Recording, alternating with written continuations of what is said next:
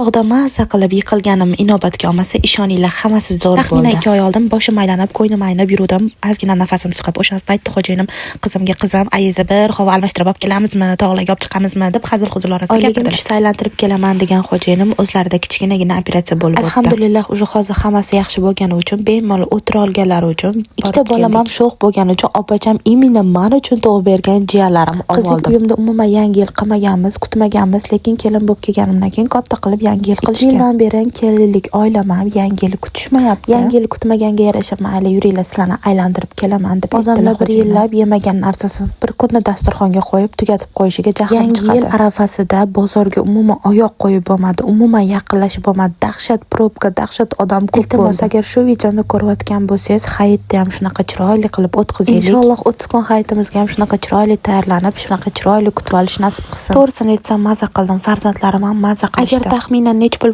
ketadi deydigan bo'lsanglar, men sizlarga hozir hisoblab beraman. Agar mashinangiz gazda yuradigan bo'lsa, taxminan borib kelishimizga 80 ming, stoyankaga kirish 50 ming so'm. Havasdan bir ikkita narsalar oldik, 150 ming bo'ldi. Qanotda uchish kattalarga 60 ming so'm, kichkinalarga 30 ming so'm, 270 ming to'ladik. To'rtta rasm oldik, 45 ming bo'ldi. Hozir uchayotgan joyimizga kirish 15 mingdan kishi boshiga, alohida balonga 30 ming so'm to'ladik. Qilib oldik, 234 ming bo'ldi. Uyga qaytayotganda 5 ta so'qoq somsa oldik, 50 ming so'm bo'ldi. O'sha hisobda nech pul rasxod qildik, kommentariyada yozib keting. Menimcha bu videoyim erjonim ko'rsalar, sirazi hisob-kitob qilsalar kerak. Mayli, eng g'alamlisi farzandlarimizni xursandchiligi. Oyjonim maza qildilar, farzandlarim ham maza qilishdi. Biz xotinam maza qilib yiqildik. Enagasi borlarga shunaqangi havasim keldi.